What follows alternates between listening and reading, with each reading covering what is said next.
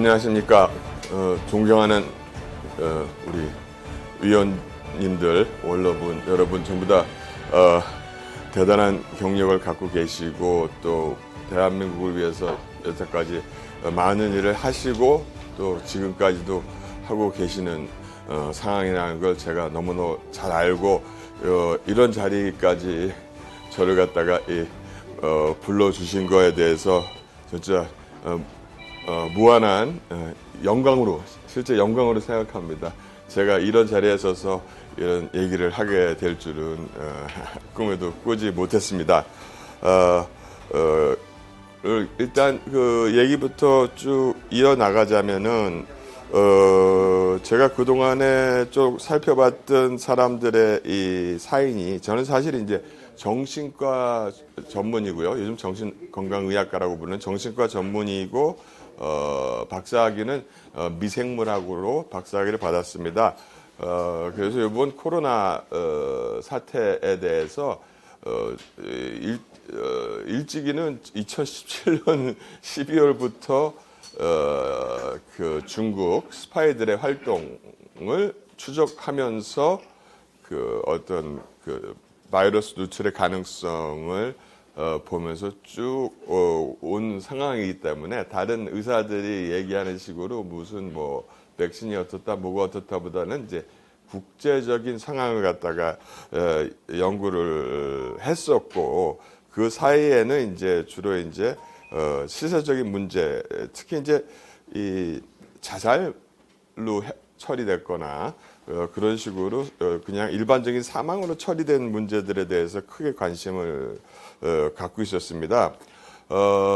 그러니까 우리가 지금 요번에 지금 사람들이 많이 죽는데, 제가 군 출신, 아주 그 특수부대 군 출신 분 중에서 아주 열심히 하시는 분의 얘기를 들어봤더니 상당히 공감이 가더라고요. 어떤 얘기였느냐?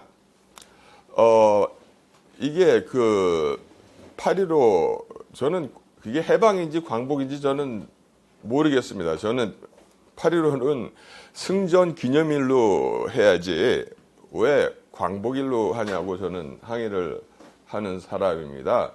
그걸 프랑스 사람들처럼 승전 기념일로 바꿔놨으면 지금 우리나라의 상황이 이렇게 비참하지는 않다.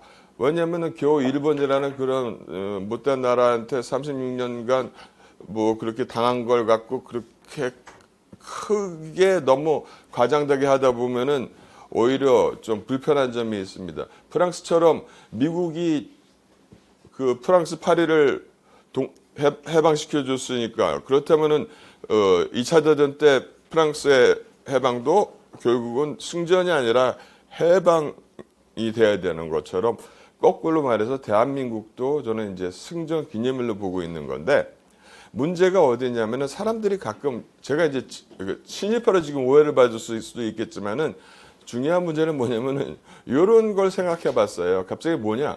9.28 서울 수복, 1950년 9.28 서울 수복에 우리가 얼마나 관심을 갖고 있느냐에 대한 거에 대해서 분노감을 터뜨리시는 군인분들이, 장성분들이 많습니다. 그래서 제가 계산을 해봤어요. 진짜 그렇다. 그럼 6월 27일 서울이 인민군 북계 공산당에게 점령당하고 나서 9월 28일 서울이 수복돼서 중앙청에 태극기가 다시 올라가는 그 얼마간의 기간 동안에 학살당한 사람하고 1910년도부터 1945년도까지 일본 놈들에 의해서 학살당한 사람하고 그 기간과 숫자에 비례해서 한번 생각을 해보자. 어디에 더 많이 우리가 크게 당했는가? 그것만 생각해봐도 벌써 이 종북 공산주의자들이 얼마나 위험한 사람들인지 알 것 같고, 그 다음에 앞으로 우리가 지금은 멀쩡할 걸로 착각하는 젊은 사람들이 많은데 진짜 180도 확 변한 세상이 왔을 때 아마 그때 6.25를 겪으셨던 분도 계시겠지만은, 또 얘기를 우리가 들어서는 알고 있지만 우리 젊은 세대들은 모르지만은 어떤 식으로 우리가 다 죽어나가고 여기 있는 사람들은 다 저를 포함해서 다 처형 대상인 거 아시죠? 아시잖아요.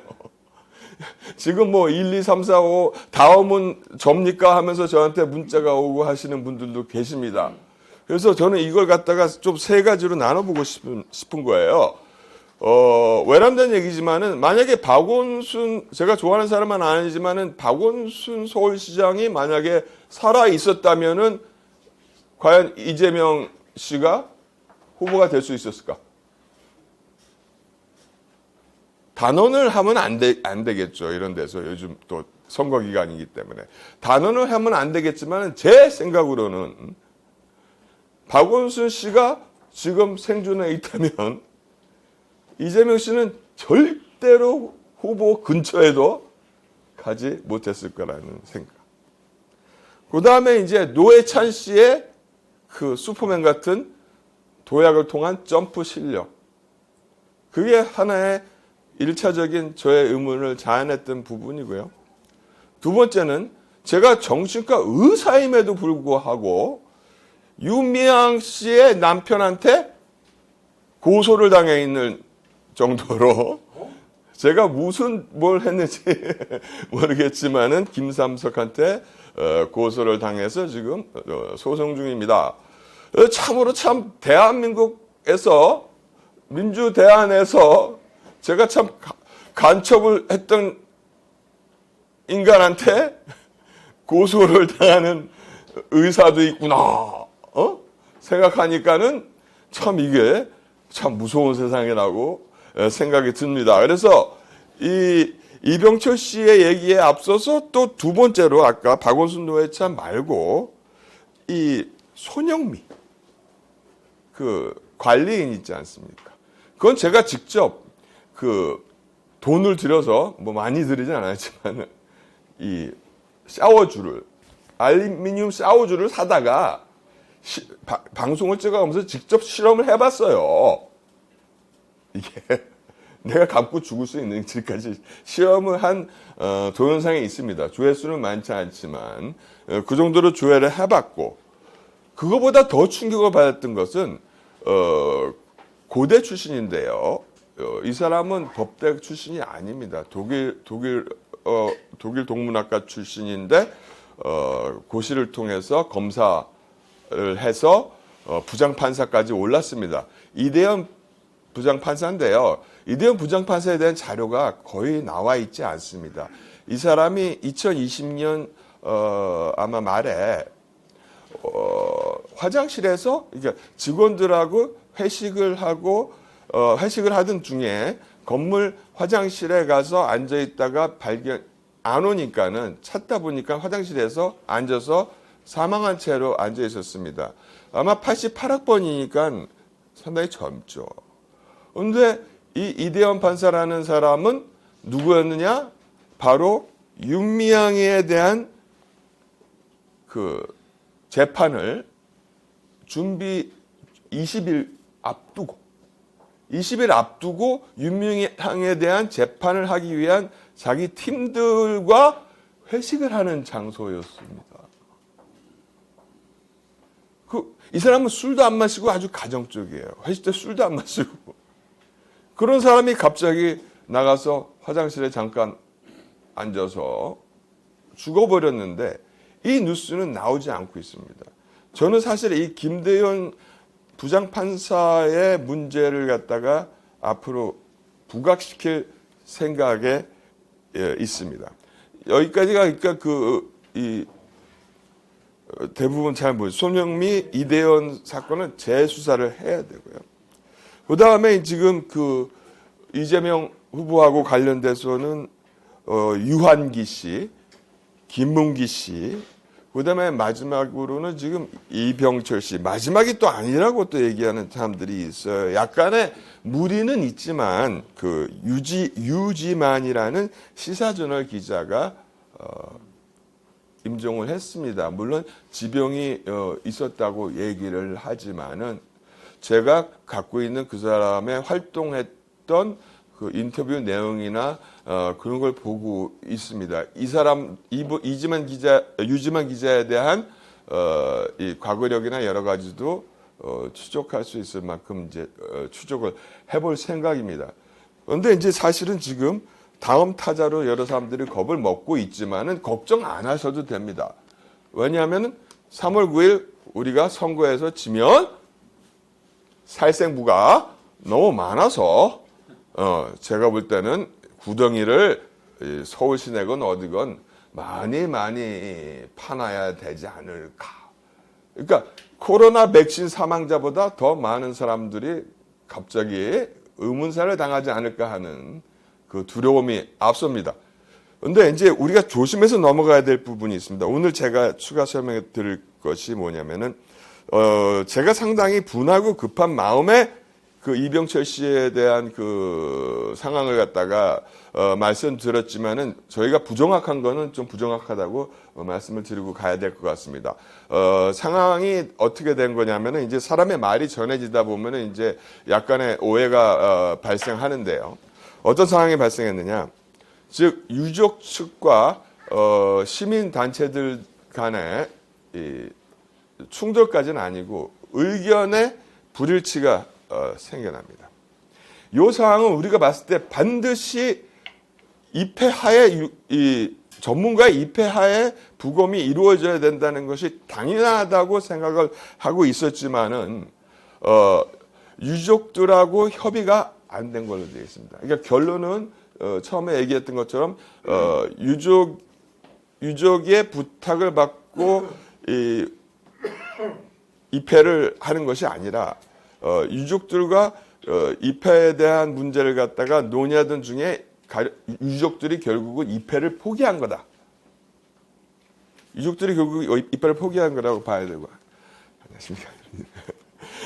유족들이 입회를 포기한 걸로 봐야 되고, 그 다음에 도는 얘기 중에서 코로나 때문에 입회를 시키기 어렵다 하는 얘기 또한 저희가 확인해야 됩니다. 제가 일을 하면서 실수를 하지 않으려고 하고 또 실수하지 않고 또 실수를 한들 제가 정의를 위해서 하는 얘기이기 때문에 제 말 실수 잘못해서 뭐 구치소 가고 교도소 간들 뭐 정신과 의사도 한번 갔다 와야 정신이 바짝 들죠.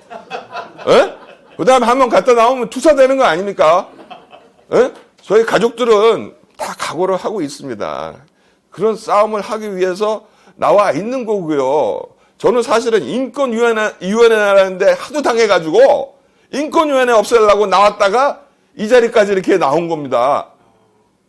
저는 사실 투사가 아닙니다. 의사지. 물론 안중근 의사나 진짜 이봉창 의사 같은 분도 계시겠지만은 저는 사실 그런 투사가 아닌데 좋습니다. 실수를 하고 우리가 어떤 조금 잘못된 말을 할지라도 저의 원칙은 정확하니까요. 뭐냐? 우리가 의심이 되잖아요. 무슨 얘기냐?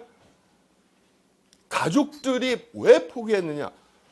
가제는 개편입니다. 그렇죠? 아무리 폭로를 했다 하더라도 가족들은 그들 편에 서 있습니다.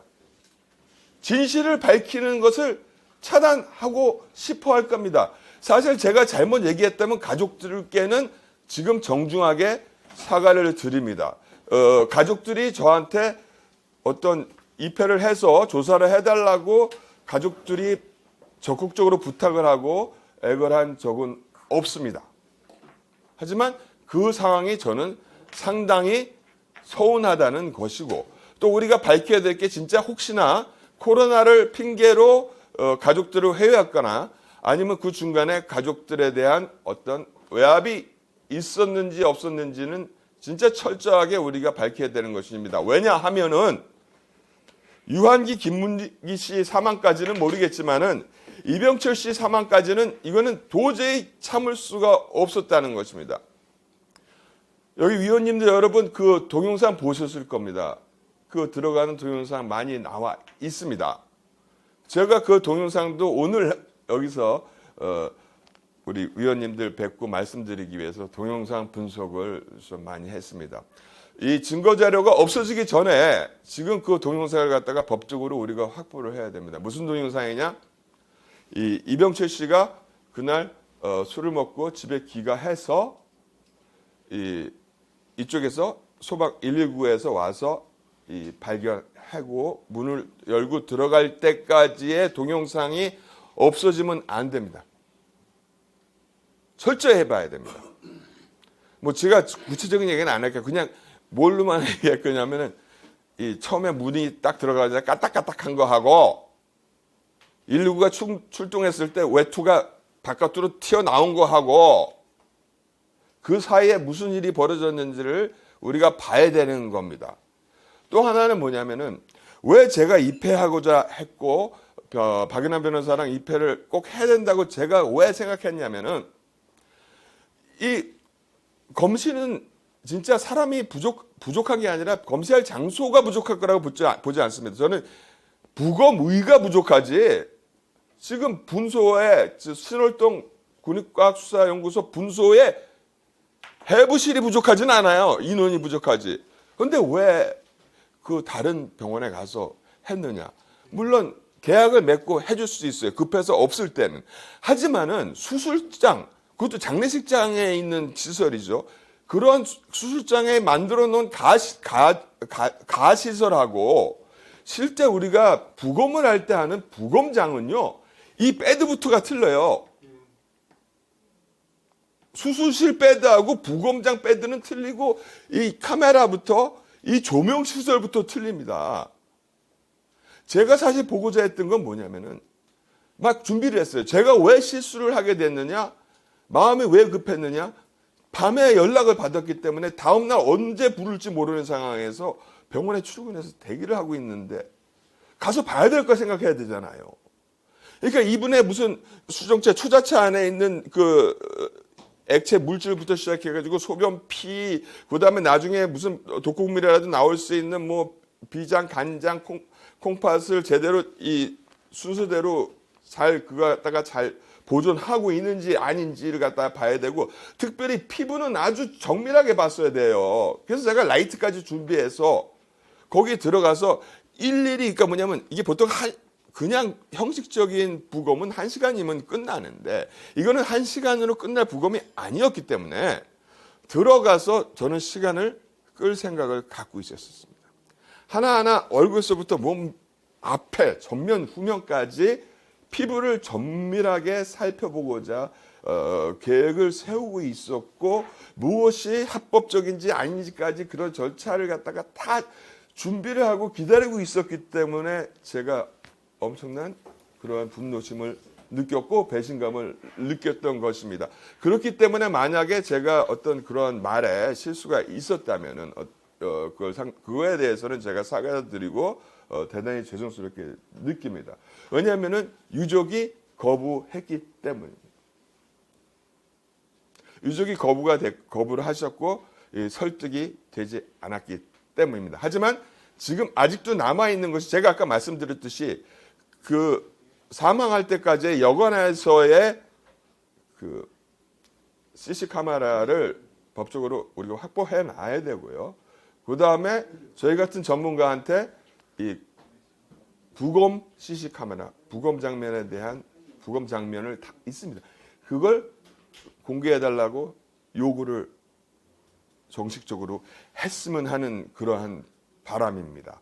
그래서 제3, 제4의 그런 사건이 벌어지지 않기를 바라는데 유독 이러한 사건들이 많기 때문에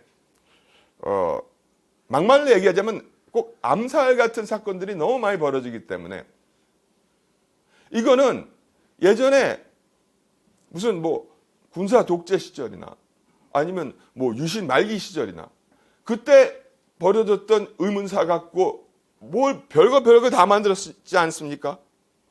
그래서 제가 여기서 지금 주창하는 것은 뭐냐면 의문사 진상규명위원회를 만들어 달라는 부탁입니다. 왜냐하면 제 의사 혼자로서는 저는 진짜 어디서 진짜 중국 스파이나 간첩들이 한 대 뻑치면 그냥 끝나고 조용해질 수 있는 상황이라서 상당히 그러한 겁이 납니다. 이병철 씨 사망건에 대해서는 여기까지 하고요. 한마디만 더 곁들자면은 제가 지금 추진하고 있는 거는 또 하나입니다. 이거는 코로나 바이러스랑 관련돼서 동부구치소에서 벌어진. 왜냐하면은 동부구치소에 우리 이명박 전 대통령이나 박근혜 대통령을 갖다가 집어넣으려고 했죠. 이자들이 집어넣으려고 할 무렵에 뭐가 발생했습니까? 동부구치소 2,400명 인원시설에서 그 반수가 넘는 코로나 확진자가 발생을 했는데요.